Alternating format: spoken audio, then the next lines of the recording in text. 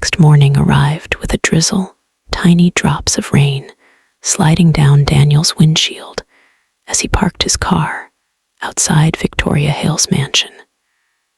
The world looked soft under the gray sky, and Daniel could smell the comforting scent of wet earth.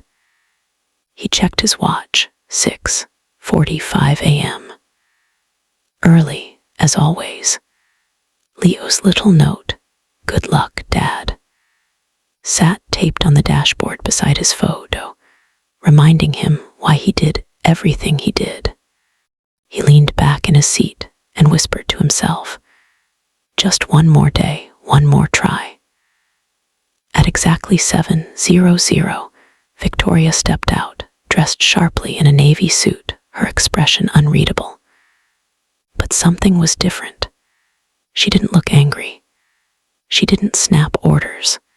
She simply nodded and said, "Good morning, Mr. Reyes." Daniel, surprised, replied, "Good morning, ma'am." As they drove, he noticed she was unusually quiet, almost thoughtful.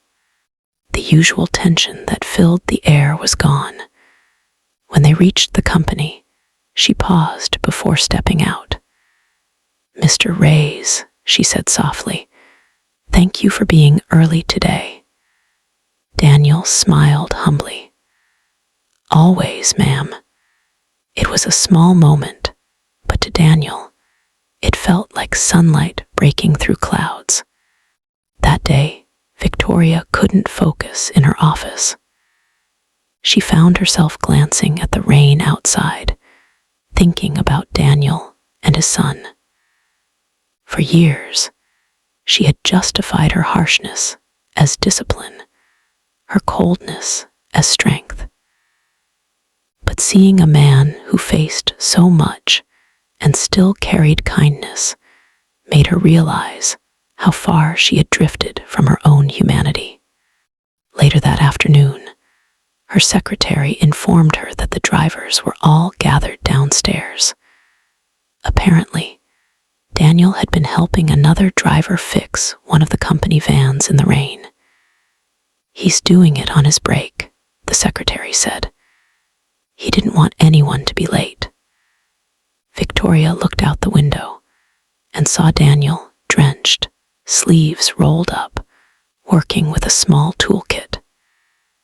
She felt something twist inside her, guilt, admiration, maybe both.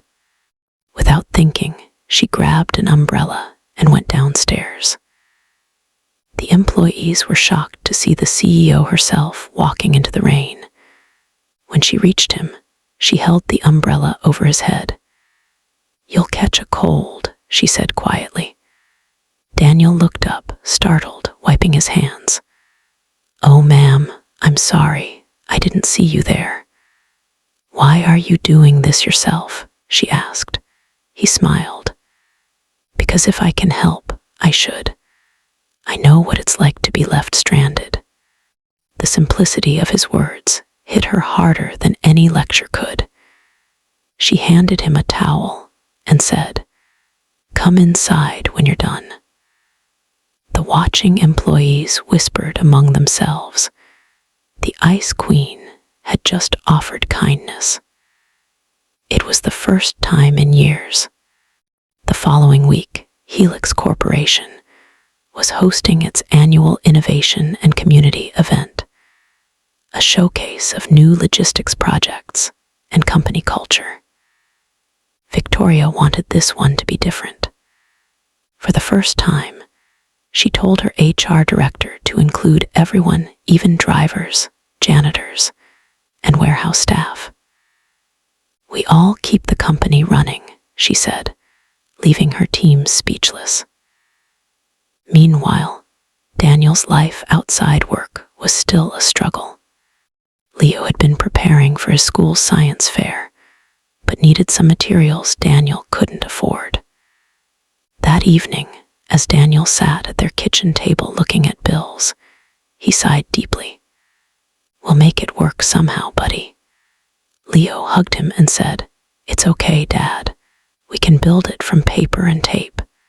You always fix things. I believe in you."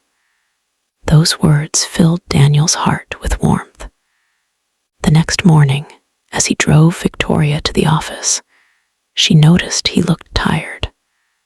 "Rough night?" she asked. Daniel chuckled softly. "Just dad stuff, ma'am.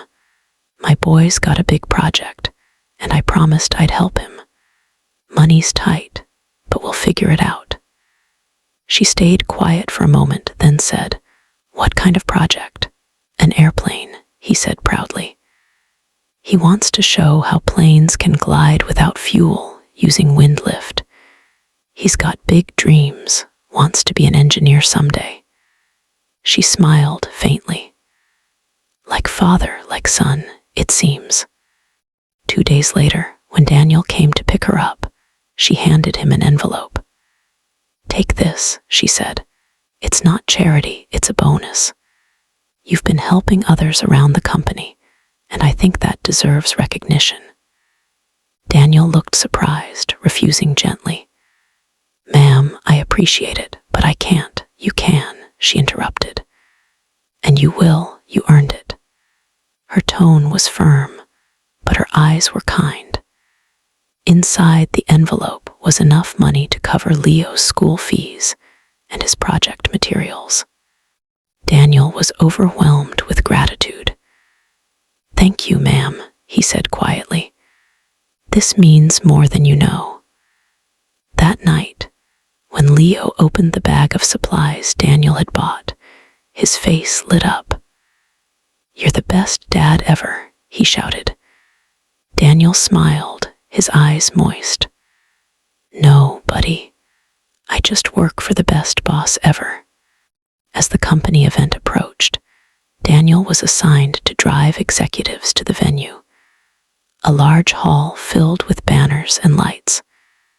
But what he didn't know was that Victoria had planned something unexpected. When the ceremony began, she took the stage, addressing hundreds of employees. "When I first took over Helix," she began, "I believed that success meant control. That being feared meant being respected. But I was wrong. Real leadership isn't about power, it's about people." The crowd listened silently. She continued, "Recently, someone reminded me of that. A man who works quietly, humbly, and never complains, even when life has given him every reason to. Someone who fixes more than cars, he fixes hearts with his kindness." The audience murmured, curious. Victoria smiled and said, "Mr. Daniel Reyes, would you please come to the stage?" The room went silent as Daniel froze near the back, completely stunned. "Me," he whispered. The employees turned, clapping and cheering, urging him forward. He walked up slowly, his heart pounding, unsure what was happening. Victoria looked at him warmly and said, "You taught me something no business school ever could, that true strength lies in patience, humility, and love. And for that, I thank you." The entire audience stood up, applauding. Daniel felt tears sting his eyes. "Ma'am," he said softly into the microphone, "I don't know what to say. I'm just doing my job." Victoria shook her head. "No, Mr. Reyes, you're doing much more. You're showing us what it means to be human." She then announced that Daniel would be promoted, not as a driver, but as the new logistics safety coordinator, in charge of vehicle maintenance and driver welfare programs. "From now on," she said, "Helix will have a foundation in your wife's name to support single parents who work tirelessly for their families." The crowd erupted in applause. Daniel couldn't hold back his tears. "Thank you," he said, his voice trembling. "You've given my son and me hope again. I won't let you down." Later, as the event ended, Victoria approached him privately. "Daniel," she said. I owe you an apology for the way I treated you that first day. I was angry, cold, and blind to what really matters. You showed me that success means nothing if we forget compassion. Daniel smiled gently.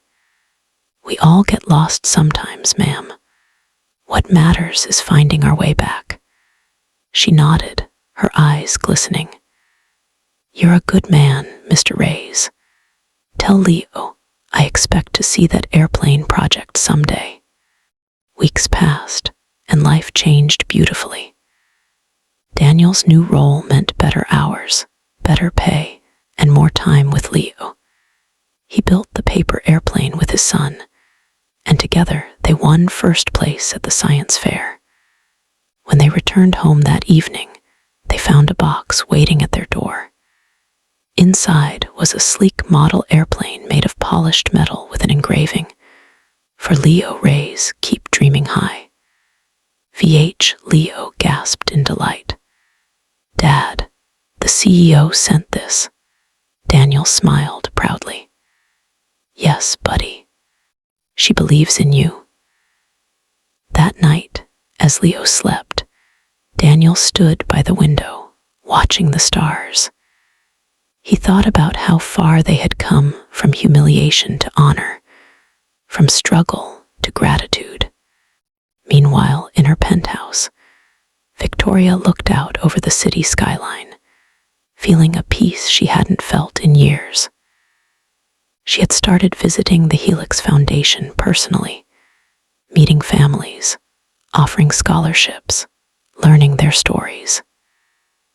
Every time she did, she thought of Daniel's calm eyes and Leo's smile. She had changed, not because of some corporate strategy, but because one man reminded her of what leadership truly meant. Months later, during the company's year-end meeting, Daniel drove to headquarters not as a driver, but as part of management. He wore a crisp white shirt and a Helix badge that said Coordinator, Logistics, and Welfare. Employees greeted him warmly, some even asked for advice. He still drove sometimes when the team was short-handed, saying it kept him humble. That day, before the meeting started, Victoria walked up to him. How's Leo? She asked.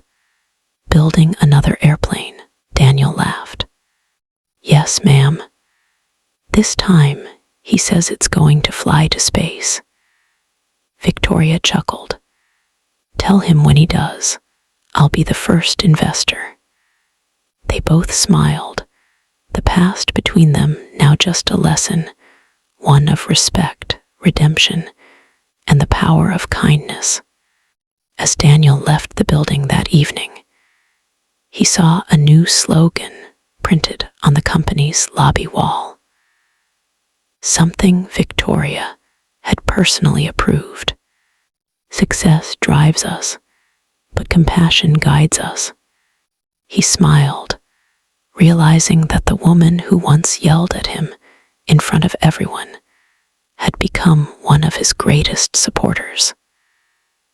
And maybe, just maybe, his story had reminded others that dignity is not found in titles, but in how you treat people, no matter who they are.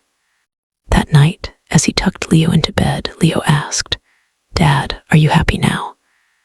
Daniel looked at his son's sleepy face and said, I've always been happy, kiddo. But now I'm proud too. Leo smiled, holding his small airplane. You're my hero, Dad.